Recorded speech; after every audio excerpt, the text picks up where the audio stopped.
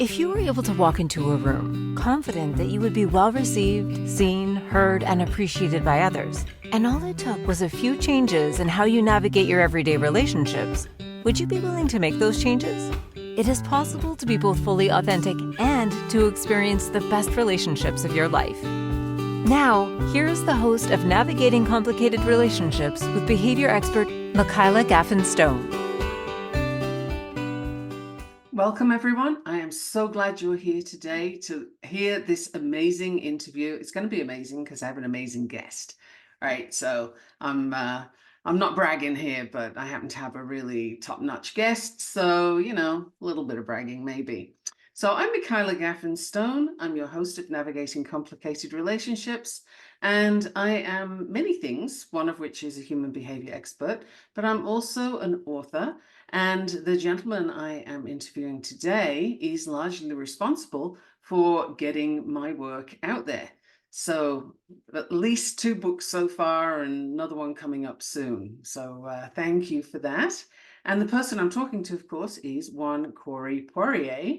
And he is our special guest today called the Enlightened Passenger. And of course, there's a reason for that. And we'll get to the reason. I'm being really subtle here soon. So the book features Robert Stapleton, who's a passenger sitting in 9C. Sounds like a good seat. He's the epitome of success, at least how we define it in North America. He owns the car, he wears the watch, and he talks the talk. Where he falls short is living the life. Masked under all that outward success is a man searching for something more, even if he doesn't know it yet. So I'm not going to read you the whole thing because I'm going to talk to Corey about this. But he has a very interesting book. Before we get into that, though, I would like you, Corey, to introduce yourself, say hi, and let us know a bit about how the whole journey as an author started. Yeah, I'm more than happy to. And so, I guess in a nutshell, how it all got started for me is I grew up in a small town. I was raised by a single mother, and I barely graduated high school.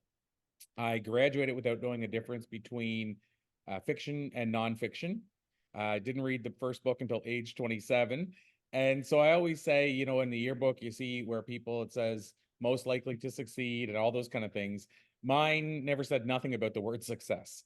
And so I often say it's not about what happens to you, it's about what you do next. And so for me, it was the next that made all the difference. And I'll be very full transparency. The next didn't happen for a long time. Like, it's not like, I had these, let's say, obstacles or challenges growing up. And then all of a sudden I just waved my wand, and then now the next happened and everything went smooth. It was a lot of time and work between in there. So yeah, so it's been quite interesting. And it's been quite Yeah, I would say so. Before we leave the yearbook behind, can you remember what it did actually say? you know what? Let me think. I think it said, let me see. I'm trying to think what my yearbook did say. I think it was, and there were multiple yearbooks, of course, because there was like a in a high school. When you move to grade 9, from grade 9 to grade 10, that's from junior high to high school, and you get like the yearbook then that's kind of finishes off. I mean, you get one every year, but when you go to a new school, that's when it's like what you're likely to have happen. And then there's, of course, your main graduation, which is the one where people get voted stuff. So in the earlier one, it was fellow classmates that said stuff about you. And I mean, I think it was just like most likely to go on tour with the band Poison, not as a member, but like following them around, almost like people follow the Grateful Dead. And Uh-huh. then the grade 12, only a small number of people got voted like most likely to whatever. And I just wasn't in the voting at all. So literally all it was my own write-up about what I saw in my future. And honestly, mine didn't say, I will say this. So the only connection to what I do today is it did say something to the effect of, it was third person. So it said Corey intends to start a career somewhere or somehow in business. Like, it didn't Okay. even be specific, but that's as far as it got. And look at you now. You certainly did start a career in business, didn't you? I do my best. You sure do. So let's sort of move forward a little bit to how many books have you been involved in now, of your own and facilitating for other people? So let's see. I literally probably have to do a count to give that answer properly, but I would say so. I was a part of an anthology series. I'm looking at my wall because that's where the books are. I was part of an anthology series which has 13 books in it. The 13th hasn't been released yet. It's called The Laws of the 13 Steps to Riches. And basically it's the 13 steps to think and grow rich with Napoleon Hill. It's each chapter is one of those laws. And so I wrote in that book series, which is an anthology book series. Plus, we have our Blue Talks book series, which is at 12 now. So right there between those two is 25. And then the other day I came across a book I forgot I had been a part of called Creative Con. That was somewhat recent. And then I wrote forwards to multiple books. So if you include those, I'd say that probably puts me at around 30 some with anthology books. And then for my own books, I wrote 5 books in a series called Conversations With. And then on top of that, maybe 3 solo books. So I'd say I just did that in real time, which you normally should never do math in real time. But if I just did that in real time to say probably around 38, that would be a guess. Wow. So going from not having read a book and not knowing the difference between fiction and nonfiction to getting up into the 30s, that's I'm going to say that's some determination. That must take an awful lot of your day to do all that work, all that writing and so on. Yeah, I mean it's there's different involvements in each of those. A lot of those were write a chapter and be a part of a book. So that's not as bad as writing obviously a full book. And so I'll say this, I type really fast. Um, so I type about 100, I think 110 words a minute. And so if you look at writing a chapter is typically, they usually say 1,000 to 15 words when you write in these anthology books. So theoretically, I could write, well, if you think about 100 some words a minute. So theoretically, in an hour, I could write my chapter. So, Right. and so it is interesting to me that whenever I am a part of a book, or even on the other side, whenever we have an anthology book and we help people with those books, sometimes people will say, okay, how much, what's the word length? And I'll say, oh, like in our case, up to 2,000 words. And they'll say, okay, well, how long do I have? And I'll say like 3 months, and like, oh my God, I can never get that done that quick. And so it's weird to me because I'll sometimes realize I'm coming to a deadline in an anthology book, and I'll sit down and write the chapter in like an hour to an hour and a half. So it's weird to me, but it's because everybody's, at their own place. They write different paces. For some people, they're very analytical. They analyze every single word. And for me, I'm just like, whatever is meant to come out comes out. And I'm going to knock on wood because I've never had writer's block. So like, I just decide, okay, I'm going to talk about the mastermind, like from Napoleon Hill. And then I think like I've run a mastermind for 9+ years. And so I just literally pull from that, as someone who's run a Okay. mastermind, et cetera, et cetera. I was going to ask you about your inspiration. So, you just kind of answered that before I got there, which is cool. And the part about no writer's block, that's interesting to me because, as you know, I believe you know anyway, my husband is a science fiction writer and he's recently branched out into fantasy as well.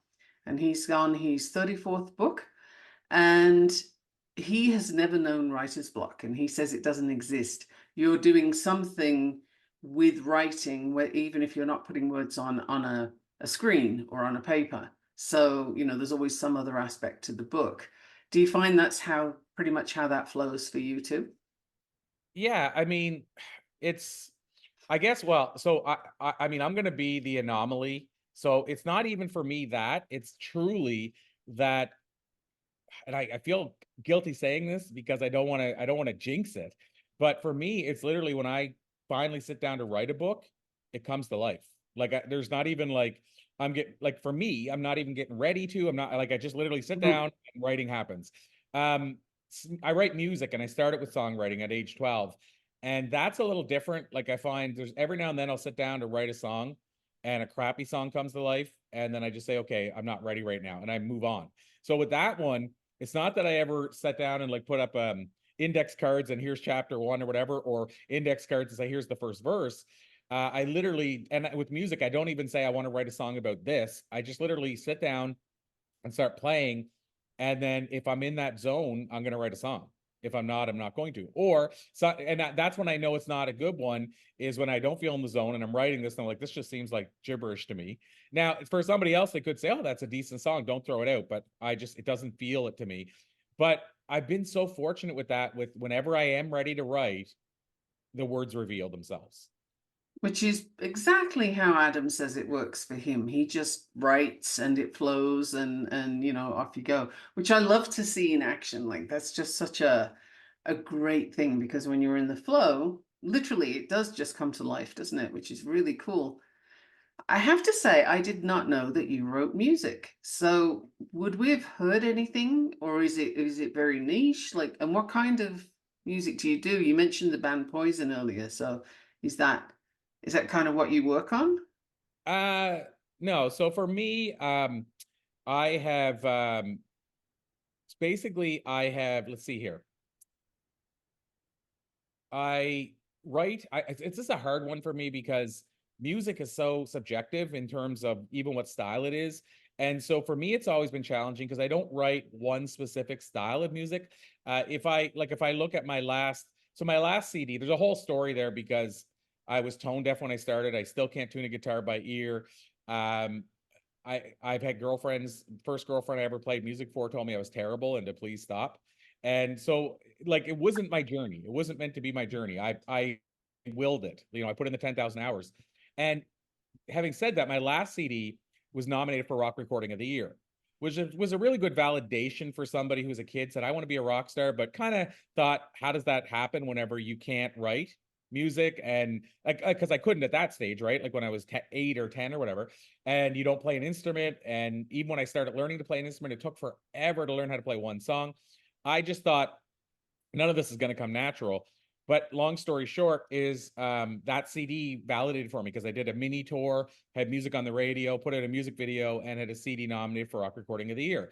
And if I look at that CD, even though it was Rock Recording of the Year, there's songs on that CD that you would call not country, but somewhat rock country, we'll call it. There were songs on that CD that definitely a song called You're Lying, which is a blues song, no questions. There's a song on that CD that's like an 80s rock anthem almost.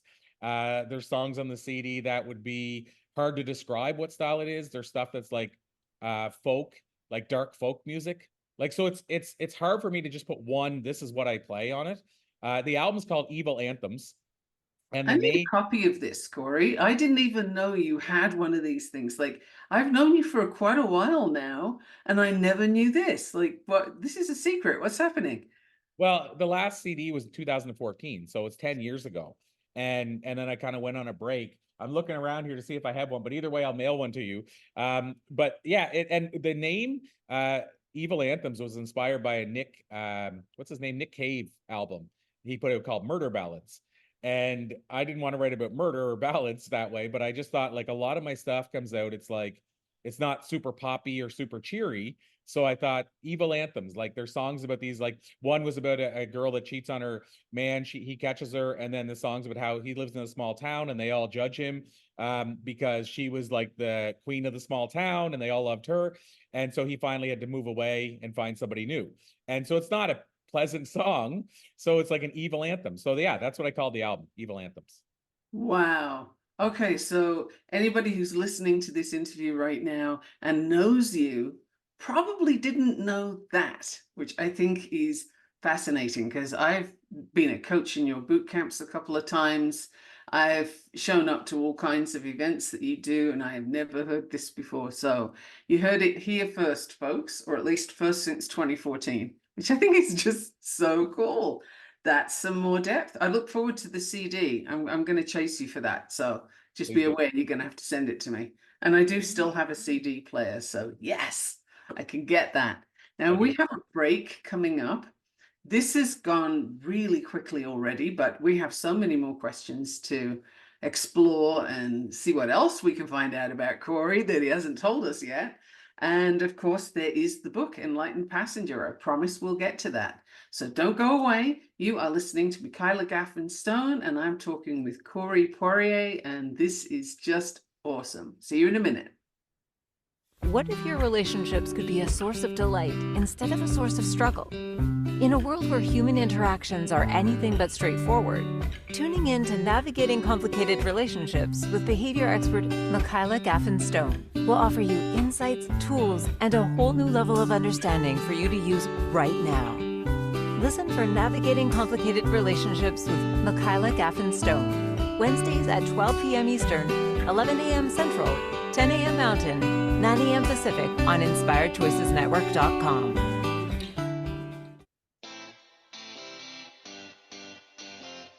Are you a subject matter expert? Are you here to share your expertise with an audience waiting to hear from you in only the way you can deliver? Are you ready to have your voice amplified across the airwaves? Inspired Choices Network has a global radio platform streaming to millions of people across the world.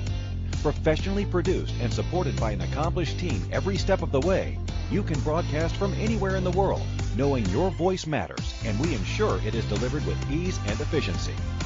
Eager to hear your message, the world awaits. Contact us today to become an Inspired Choices Network radio host. Email become a host at inspiredchoicesnetwork.com. This is Navigating Complicated Relationships with Michaela Gaffen Stone. To participate in the program, join the live studio audience in our chat room at inspiredchoicesnetwork.com. You can also send an email to mickey@gaffenstone.com. Now back to the program. Welcome back. If you do want to email me, it's MIKKI, I'm not a mouse, at gaffenstone.com, GAFFEN, stone, like a rock.com. And I love getting emails, so let me know what you're interested in, what you think about the interview, and what kind of questions I should have asked and didn't. But hey, let me get to the end before we do that. Now, this program has an amazing producer who, during the break, found the link for Corey's nominee. And if you want to look it up for yourself, it's www.musicpei.com/2015/02/215. Anyway, I'm sure if you put that much in the search bar, you will find Corey in there. She also sent us a picture, but I'm not quite sure how I could show you that. But Corey's looking very cool in it, so maybe we'll get that added to the show notes later. I'll see what we can do with that. But yeah, Corey looking very cool in that image. So do you have fond memories of that? Like, was that something you wanted to do as a career? It was, so I guess, like I said, this is where it gets kind of wild. And I will say, I tried myself, a shortcut, I think, to actually looking it up is if you just type music PEI and then my name, Corey Poirier, and it's the second link that comes up. So just for those that might, listen, we might not have time to mark it all down. I just found it that way. But as far as the memories of it, yeah, I mean, I miss it in a lot of ways. I was really, for a number of years, involved heavily. Like I was playing music, once a week at least. Sometimes, like in the summer especially, it could be 4 or 5 times a week. Like I was really all in, and it was always a side hustle, and I did it for a number of years. But at some point, I realized there were 2 things happening. I was juggling too much. Like I was speaking and quite in demand as a speaker, and I was doing stand-up comedy at the same time. And that was keeping me busy. And when I went on the road, it was easier to do a stand-up comedy show because you need you and a mic. You don't have to bring in a bunch of equipment. And so I was doing that on the road. I was doing speaking. I was writing, running a business. I had a newspaper at that point, and then also the music, and something had to give. So I decided to ultimately put the music and the comedy on the shelf. And for a later date, I haven't, ultimately ever kind of looked, I'll say it, I miss it, but not enough that I've said, when's the later date coming?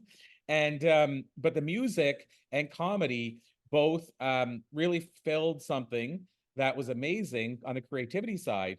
But again, I felt A, I couldn't do it justice if I was trying to keep doing it as a side hustle. And B, the other side is that I felt I mean, music and comedy are great, but they do two things. One, you'll never make as much money unless you make it to the very, very, very, very top. So it's hard to pay the bills doing it.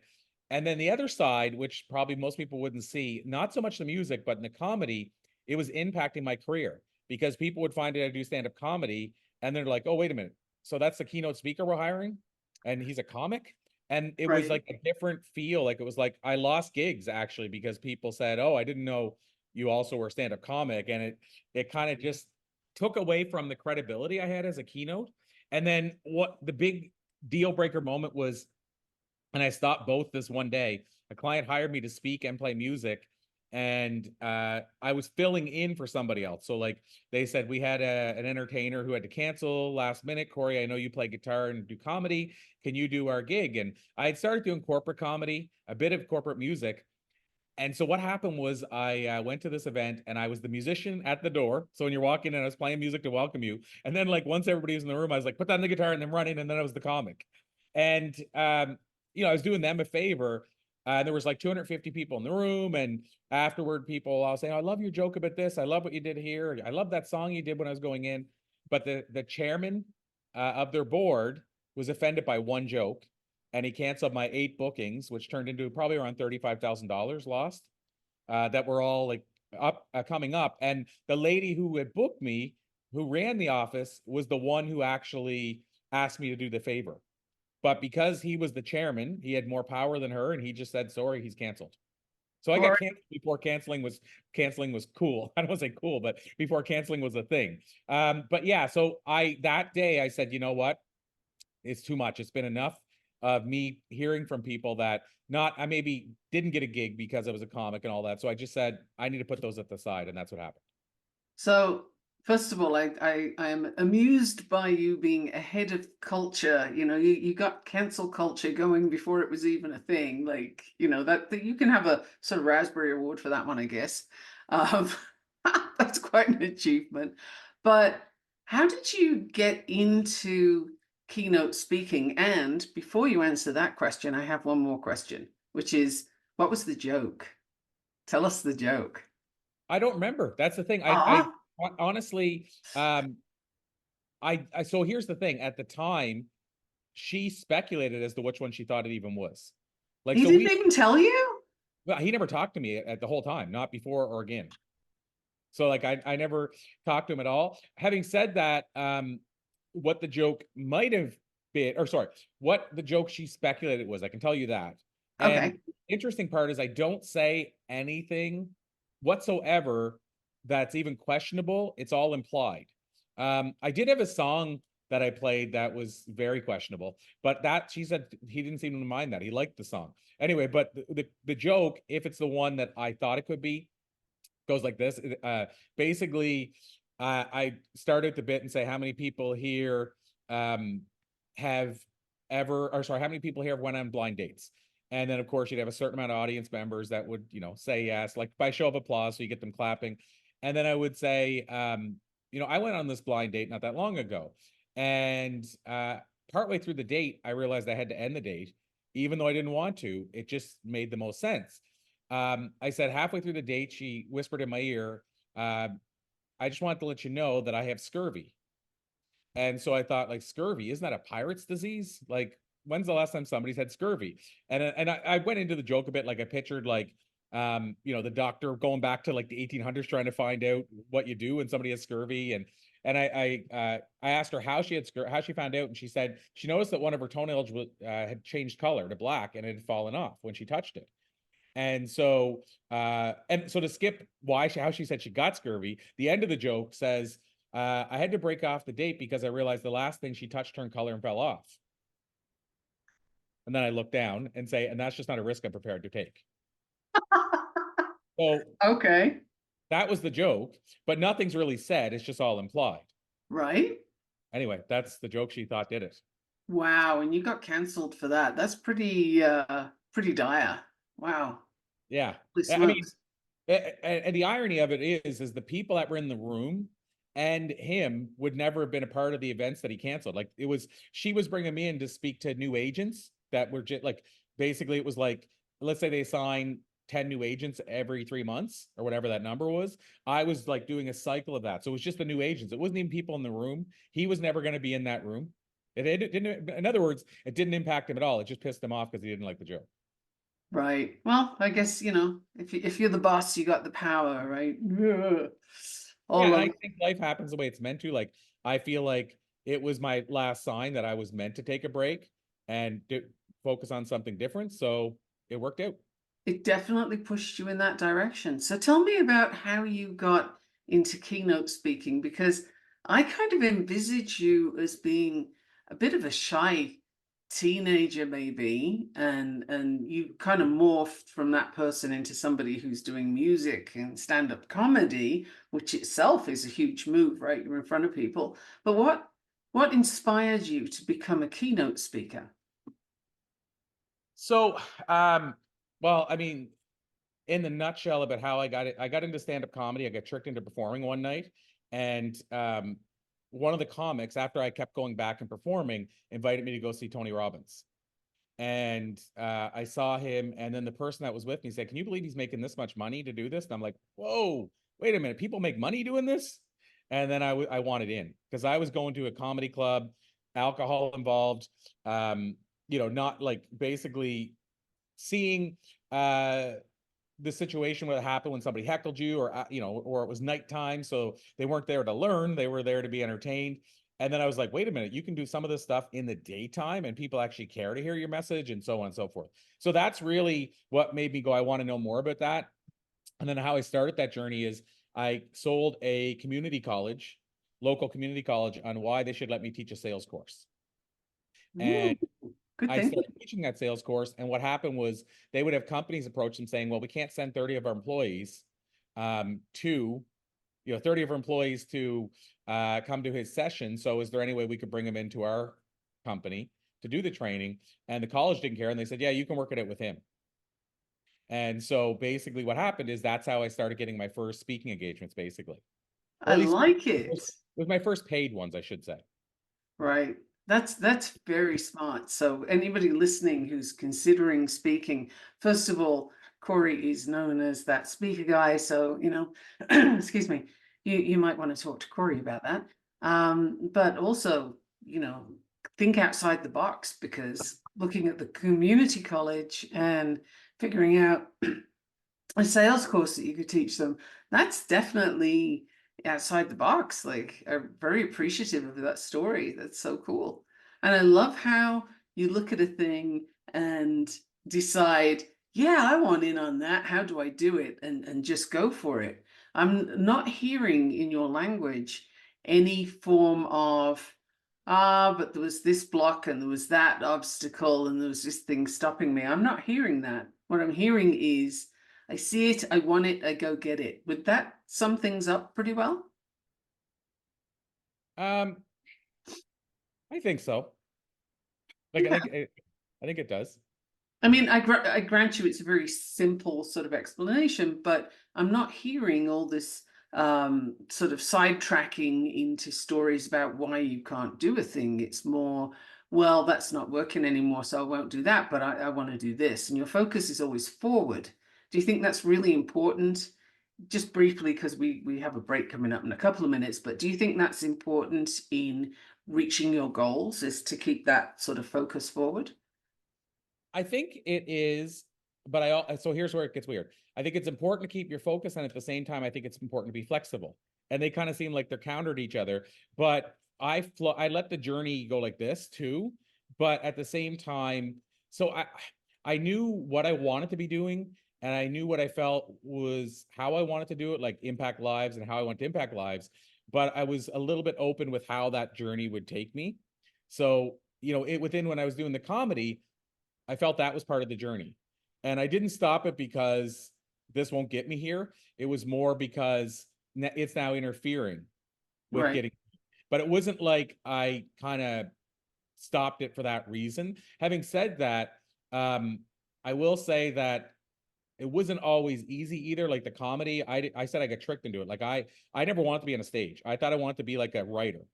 So when you ask like what I want to be kind of when I grew up, or is this what I always want to be? I thought I wanted to be a rock star from the time I was young, But at the end of the day, what I really thought I was going to be is a writer, like writing behind the scenes. Nobody sees me ever. I didn't want to be on a stage. I was terrified of speaking. So all these things are outside of my natural element. So I don't want to make it seem like I came natural to those things. But once I get into those things, I think I felt the waves to see where I was meant to be pushed. Fantastic. Corey, we are finally going to get to the book in the next segment, but we have a break coming up right now. I'm so interested in all these different pathways that you've taken that it's like, yes, book. I will get there. So don't go away. After this break, you are going to hear about the Enlightened Passenger and what that's all about and why, because this is a really important book for Corey, and I want you to hear about it. So don't go away. We'll be back in just a minute. What if your relationships could be a source of delight instead of a source of struggle? In a world where human interactions are anything but straightforward, tuning in to Navigating Complicated Relationships with behavior expert Michaela Gaffen Stone will offer you insights, tools, and a whole new level of understanding for you to use right now. Listen for Navigating Complicated Relationships with Michaela Gaffen Stone, Wednesdays at 12 p.m. Eastern, 11 a.m. Central, 10 a.m. Mountain, 9 a.m. Pacific on InspiredChoicesNetwork.com.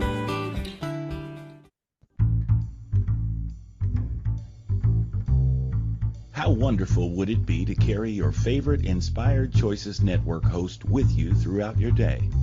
Well, now you can. Inspired Choices Network now has its very own mobile app. Our free app offers live streaming shows, along with thousands of podcasts and TV episodes. Our shows cover a wide variety of topics. Whether you're waking up with us, carrying us through the day, and taking us to bed with you, we're always here for you to enjoy. We're easy to find. Just search for Inspired Choices Network in the Apple App Store or Google Play Store.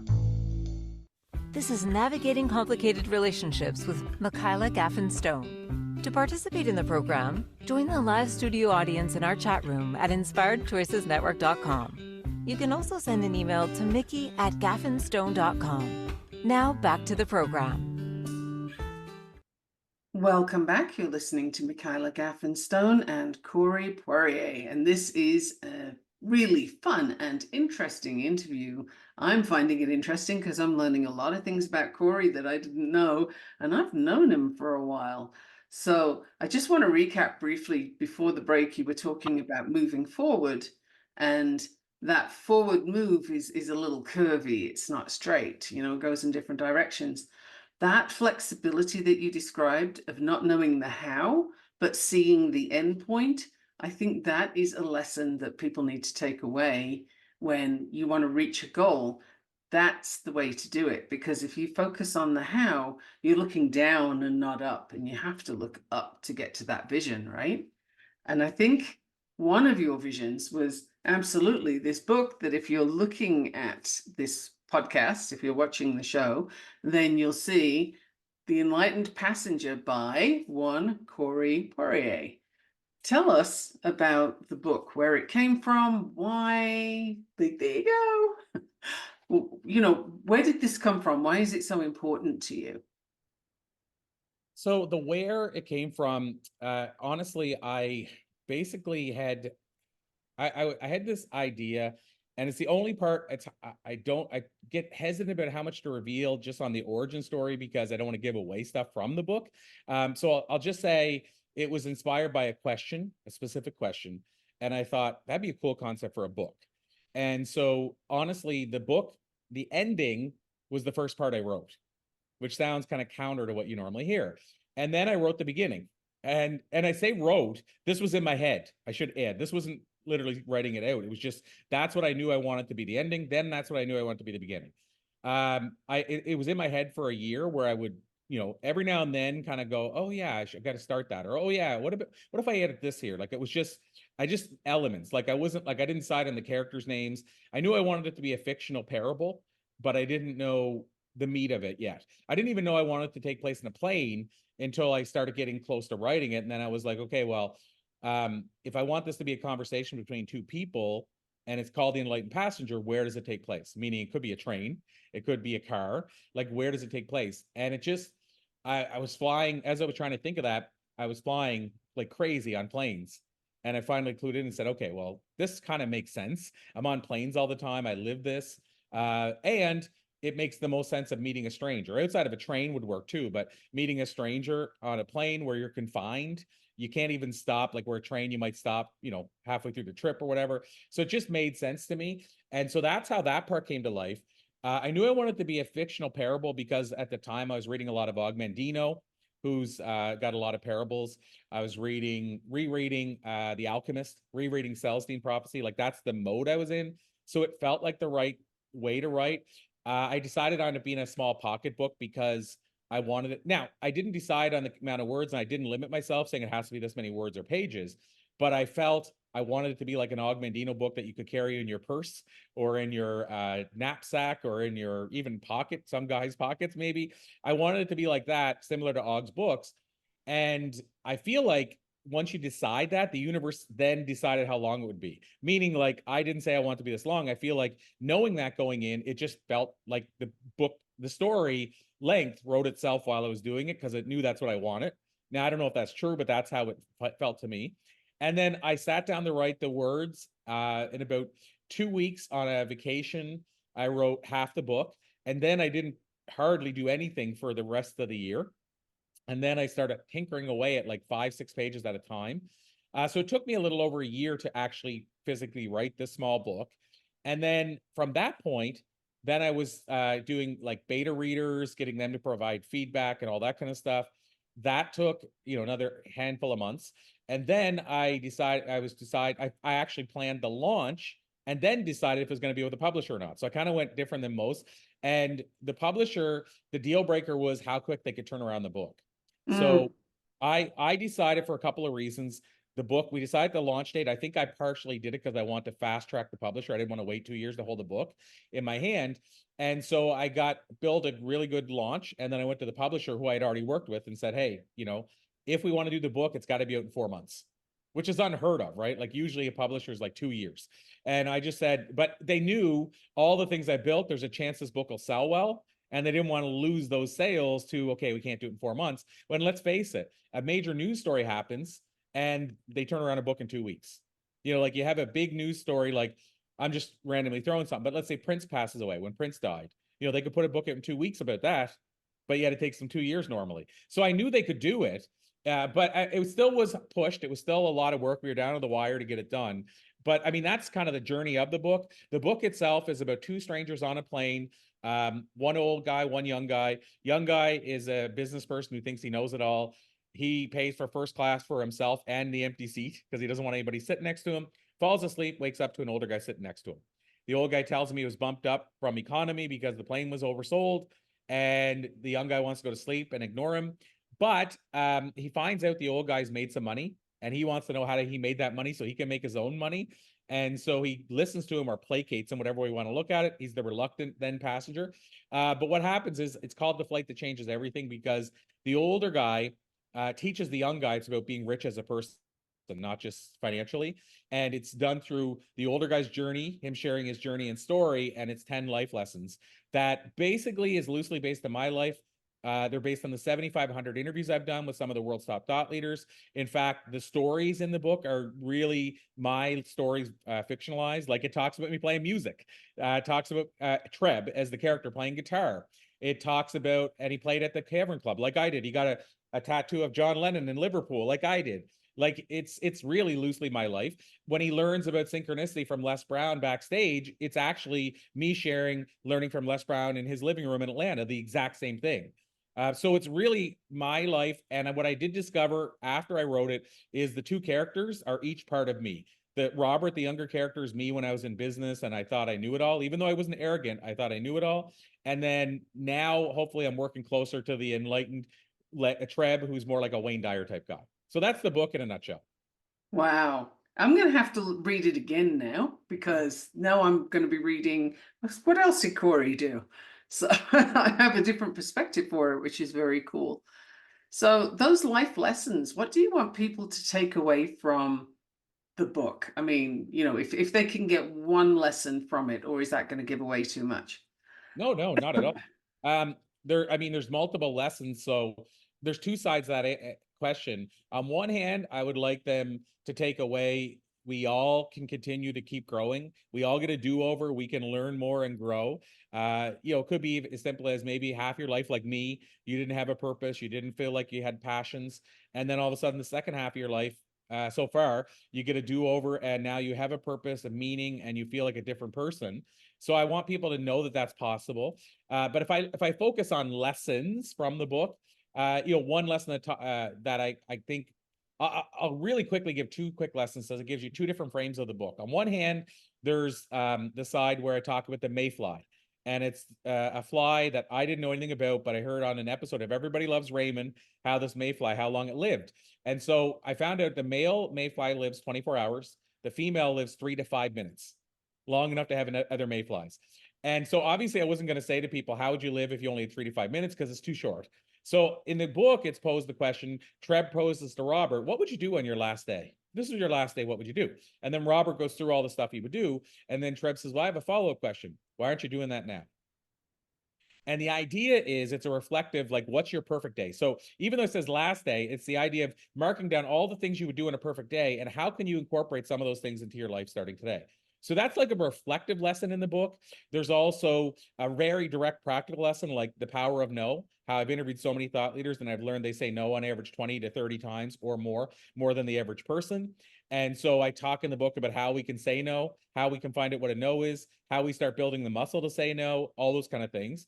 And then if I go to another thing in the book, we talk about the power of synchronicity for business. So in other words, meaningful coincidence. How can you lean into them so that you grow as a person? Or how can you lean into them so that they impact your business or your career? And so that, for those, again, that don't know, synchronicity, some people call it a coincidence. I say, if you're going to call it a coincidence, let's call them meaningful coincidences, the ones that have meaning. You can ascribe a meaning to it and live your life accordingly. So I say that honestly, because that's 3 different things in the book that tell you how far the book reaches, because one's a spiritual topic, one's very practical, and one's a reflective topic about how we're living our life. So hopefully that gives you a feel for the book. I love those perspectives. That's so cool. And as you were saying this, I thought, oh yeah, I did do a podcast episode on finding your purpose, because I think during the pandemic, especially, a lot of people who had an idea of their purpose lost it. Things got changed around, and some people are still searching for that purpose. Some people feel that they don't have one. And I would argue that everybody has one. It's just a question of, have you recognized it yet? So your book is definitely speaking to that and saying, well, these are some ways you can go figure that out, right? You can go find it. And I love the idea of, what's your best day or your last day. In fact, I've used that myself a few times, because if you know it's your last day, would you be doing what you're doing right now? It's kind of the approach I take of, if you hate your job, or you don't like this thing, or you're putting up with something, would you be doing that if it was your last day? And if the answer is no, well then, what would you do instead? And maybe go do that, and it's just to shift perspective a little, to kind of give somebody a jolt out of the same old, because I think it's downright criminal to get to the end of your life and having not lived it, but just repeated the day over and over again, right? Mm-hmm. And so that's something that I get out of reading your book too, is that it's like, it's a bit of a jolt here and there, a gentle one, but it's like, hey, poke, poke, poke. Have you thought about this? Are you paying attention? Are you looking at this? So if you haven't got the book yet, it's The Enlightened Passenger, The Flight That Changes Everything, by Corey Poirier, and you need to go get it. Corey, just before the break, can you tell people where they can find this? It's on Amazon, right? But where else can they get it? I mean, it's on Amazon. It's on all the places. But if you go to thisisthebook.com, which is kind of the main website for it, one of the benefits is there's a bunch of cool bonuses that come with it. And so there's 5 free instant bonuses you get. The great part is you're still going to be able to go to Amazon or Barnes & Noble or wherever you want to buy it, because the link is there. It says here, go buy it there. You don't buy it from us. We don't ship it or anything. You're still buying it from the same place. The price is still the same. But if you go through our website, it tells you where to put an order number, and that allows us to give you instant bonuses. And so I would say go to thisisthebook.com. On top of that, when you go to Amazon, you read a little bit about the book. But if you go to the thisisthebook.com, you'll find a little about me, about the book, about my background, all that kind of stuff. So there's more to be had on that page as well. Perfect. And we have yet another break. Believe it or not, this is going so fast. It's almost like you're on a flight somewhere, right? So don't go away. We will be back right after the break. You were listening to Michaela Gaffen Stone and Corey Poirier, and we're having an amazing conversation here. So I hope you're enjoying it too. See you in a minute. What if your relationships could be a source of delight instead of a source of struggle? In a world where human interactions are anything but straightforward, tuning in to Navigating Complicated Relationships with behavior expert Michaela Gaffen Stone will offer you insights, tools, and a whole new level of understanding for you to use right now. Listen for Navigating Complicated Relationships with Michaela Gaffen Stone, Wednesdays at 12 p.m. Eastern, 11 a.m. Central, 10 a.m. Mountain, 9 a.m. Pacific on InspiredChoicesNetwork.com. This is Navigating Complicated Relationships with Michaela Gaffen Stone. To participate in the program, join the live studio audience in our chat room at InspiredChoicesNetwork.com. You can also send an email to mickey@gaffenstone.com. Now back to the program. Welcome back. I'm so glad you're still here. And I just want to remind you, if you want to email me, it's mikki@gaffenstone.com. So do email me. I love to get emails. I'm very responsive to them. And you can also find me on Facebook, LinkedIn, Instagram. Corey, I would like you to take this opportunity to tell people where they can find you and what kind of things are you up to that they might want to have a look at? Yeah, so I mean, outside of the book and kind of what I've been doing with writing over the years, and we talked about speaking a little bit. The thing that I spend most of my time focused on now is a brand that we have called Blue Talks. You're a part of it, so you know full well about it. But essentially, in a short, super quick nutshell, basically we designed it originally to give platforms to people to help them build up their credibility, their authority, their influence, and to have things like being able to say they're a TEDx speaker, or that they're a best-selling author, or that they've spoken at in Oxford or Cambridge or UCLA. And we're trying to help people. Like when I first started, the stuff I didn't have, we're trying to help people get those things earlier on. So I learned over the years from a positioning point of view, if on your bio you can say you co-authored best-selling books, you've spoken at certain places, people take you more seriously. They consider you more for opportunities. So we're basically aiming to bring people those opportunities in a nutshell. So Blue Talks, there's two ways, obviously, I shouldn't say obviously, there's two ways to find out more about Blue Talks. The obvious one is Google Blue Talks or go to bluetalks.com. I will say the bluetalks.com site is not one that we regularly update, but that's why I say you could Google it as well. Or I don't do this often, and I'm going to stop doing this soon. The other option is you can email me at Corey, Corey, at Blue Talks, and it's BLU Talks, TALKS with an S on the end there, .com. So Corey at bluetalks.com. Message me, say hi, and we can connect that way as well. And if you do that, I would love you to let Corey know that you heard him on this podcast, and that's why you're hitting him up on email, because if he's going to stop it soon, you might want to know where it came from, where the person heard you, and then that gives you an idea of maybe the inspiration that got them to contact you. Corey and I both love to get contact, so do send us emails and message. You can find Corey on Facebook too. He's all over the place, and you can look up Blue Talks on Facebook, and that's all over the place. So there's lots of possibilities there for contact. And you very briefly mentioned TED Talks. So we are coming to the end of the show, but we have a few minutes for you to talk about your experience as a TEDx speaker, and why you would recommend that for people, and who you'd recommend it for. Yeah, well, I've done 5. The 5th one hasn't aired, to my knowledge. I haven't even, like, it's weird. When it was the first one, I was like every day, like, when's it coming out? And even the fourth one, I was kind of doing that, but for whatever reason, I've just reached a point in my life where I'm like, it'll come out when it's meant to come out. And so I haven't asked a word about it. I just, when somebody tells me it's out, or I eventually Google it and see it's out. But I've done 5. They changed my career, my life, everything. Now, I can't say equally they all did, but doing one changed everything. Then being able to say I was a multiple time TEDx speaker changed everything again. And the fourth one I think it's 250,000 views, and that really helps as well, because the other ones are like 40,000, 30,000. So you think about, you're hitting 300,000, 400,000 people with your message.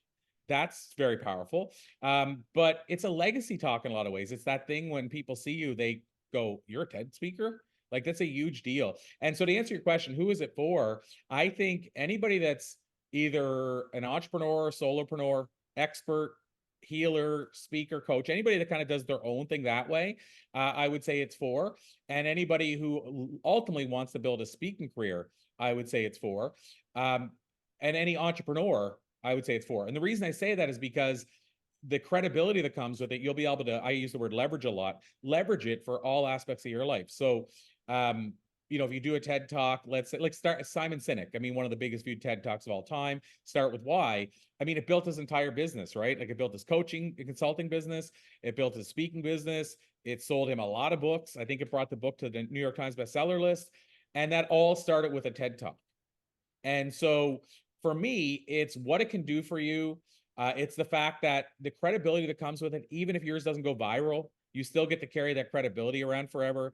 It's equivalent to saying you spoke at an event or at a place like Harvard or Columbia or Cambridge. It's got a certain cachet. Or if you're an Emmy winner, it's got a certain cachet that you're not going to find in many other places. So I would say it'll help you boost your career. It'll give you a legacy talk that people will know you for forever. It's something that will help you probably increase your income, increase the amount of clients that you can bring on. I can't say enough about all the things that it's done for my business and my career. And just to summarize it, I will say I've done interviews with really big names where when I did the interview, they said, "Oh, I saw your TEDx talk and loved it." And they saw it on my email signature. And I realize now they probably said yes to the interview solely because I was a TEDx speaker. No, that's powerful. And something I want to pick up on and point out to people is this is something to strive for. The attitude that you have on your 5th talk is like, okay, it'll come out when it comes out. That's like #life goals, right? You get to the place where you're not staring at your screen every day waiting for it to happen. And I love that shift through those talks. Like, that sounds so cool. And I think if you want to be a speaker, there's ways to get there. So have a word with Corey, send him that email and see if that's going to be a good path for you. And I can say from personal experience, just because you currently don't like the idea of getting up in front of an audience, it doesn't mean you never will. If I hadn't done a talk at MIT, I would not be doing this podcast, which I've been doing for a year now. So, it gave me the oomph to sort of say, hey, actually, I like talking. I could talk all day. And I do, and here I am on this podcast. And it's great fun for me. So this is a really good medium. And I wouldn't have known that if I hadn't taken the leap and done that talk at MIT, which was nerve-wracking. But you got to step out of your comfort zone sometime. So we're really coming to the end of this show already. It's, a 55-minute show, just kind of flies by. Pun intended, because we're talking about The Enlightened Passenger today by Corey Poirier.